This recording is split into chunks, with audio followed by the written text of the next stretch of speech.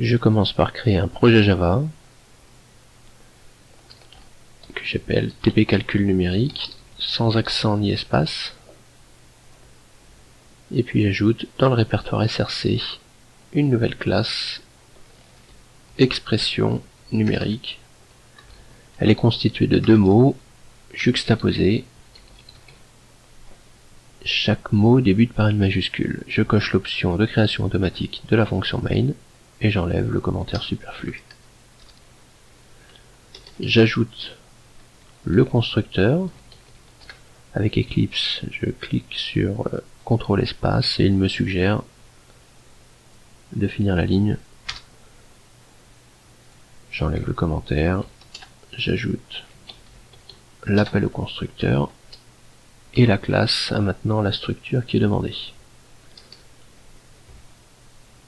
Je vais donc maintenant réaliser chacun des calculs de l'énoncé. Le premier consiste à faire la somme de deux nombres. Ces nombres sont des entiers, je vais donc utiliser des variables de type entier. La première s'appelle A, la deuxième B, et le résultat est lui-même de type entier, j'appelle la variable C. C est donc égal à A plus B. J'affiche le résultat à l'aide de l'instruction systemout.println. J'ajoute la variable C dans les parenthèses et un petit peu de texte avant, de manière à ce que le résultat soit plus compréhensible. Pour exécuter le programme, je vais dans le menu Run, je sauve la classe et le résultat est affiché en bas dans la console. Ensuite, l'énoncé me demande de voir la différence entre l'affichage de l'instruction de calcul A plus B, où je peux reprendre directement les nombres ici, et la même instruction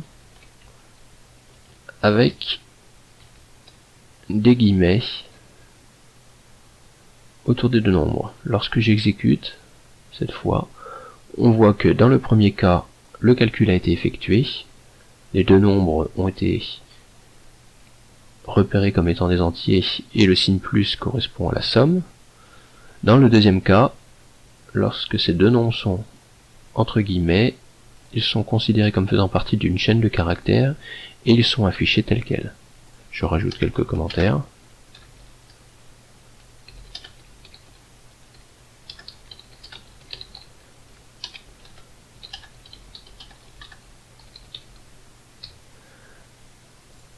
Les mots du commentaire sont soulignés, c'est parce que je n'ai pas installé de dictionnaire de français sous Eclipse, donc je ne vais pas m'en préoccuper par la suite.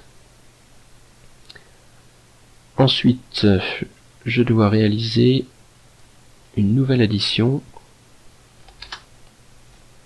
entre ces deux nouveaux nombres. Le premier est un entier, je vais pouvoir réutiliser la variable A, qui est déjà de type entier, pour stocker sa valeur. Le deuxième est un nombre à virgule, je vais donc avoir besoin d'une variable de type double. Il me faut une quatrième variable, que je vais appeler D. Et je stocke son résultat dedans. Pour effectuer l'addition, il me faut une troisième variable, qui est elle aussi de type double, puisque je ne peux pas stocker le résultat d'une addition d'un nombre entier et d'un nombre à virgule dans un nombre entier. Et l'opération consiste en A plus D. J'affiche le résultat.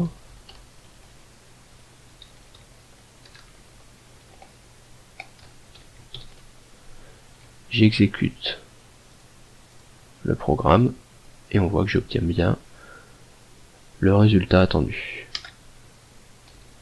Et donc l'addition d'un entier avec un nombre à virgule. Alors comme le commentaire va tenir sur plusieurs lignes, je vais ici utiliser cette deuxième forme de commentaire.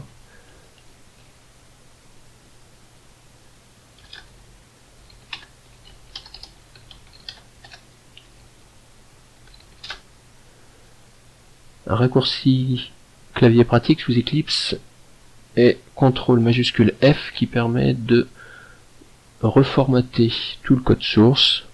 On l'utilisera souvent par la suite. On voit que toutes les instructions sont bien alignées et elles n'utilisent pas un nombre de colonnes trop important, donc tout tient bien sur l'écran. Pour les opérations suivantes, je dois effectuer 13 divisé par 5. Comme il s'agit de deux nombres entiers, je réutilise les variables a et b. Le résultat pour une division normalement devrait me donner un nombre à virgule, donc je vais utiliser ici la variable d.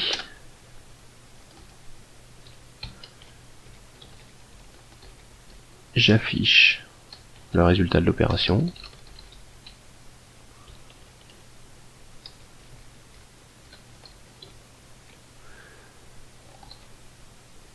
Et lorsque j'exécute, je m'aperçois ici que je n'obtiens pas la valeur derrière la virgule.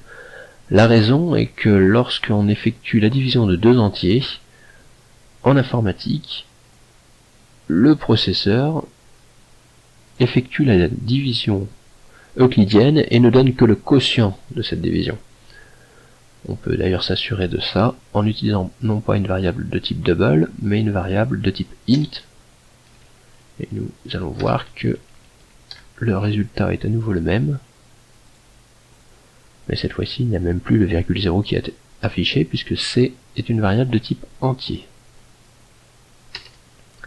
L'opération suivante, 13 pour 105, se dit 13 modulo 5.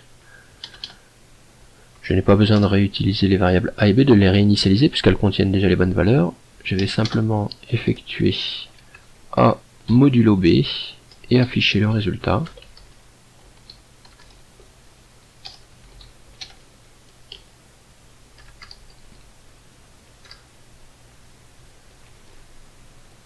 Et j'obtiens cette fois-ci 3 qui est le reste de la division. Donc ici je vais indiquer qu'il s'agit du quotient et ici le reste. L'énoncé me demande de rajouter aussi quelques commentaires.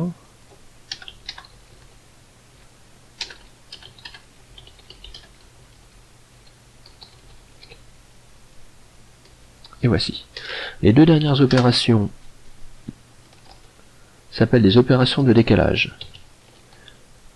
Par exemple, celle-ci signifie que je décale le nombre entier 4 de 1 bit vers la gauche.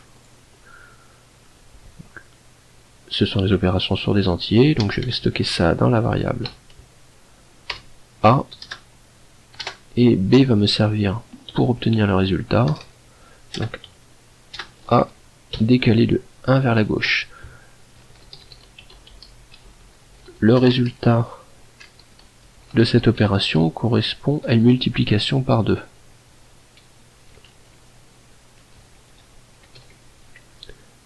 Si j'effectue effectivement ce calcul, on s'aperçoit que on obtient 8. Si je décale de 2 bits vers la gauche, j'obtiendrai cette fois-ci 16. J'ai donc eu une opération par 4, une multiplication par 4. Cette opération s'appelle donc opération de décalage vers la gauche, et c'est une multiplication par 2. Je reviens avec la valeur initiale, et j'effectue maintenant le dernier calcul, qui est 16 décalé de 1 vers la droite,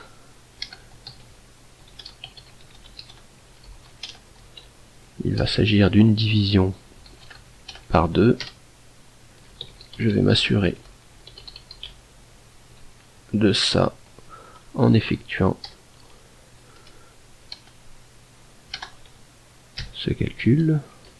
Je vais utiliser la variable a et effectuer le calcul directement à l'intérieur de l'instruction systemout.println. J'exécute et je retrouve donc bien 16 divisé par 2 qui me donne 8. Voici donc pour la première classe.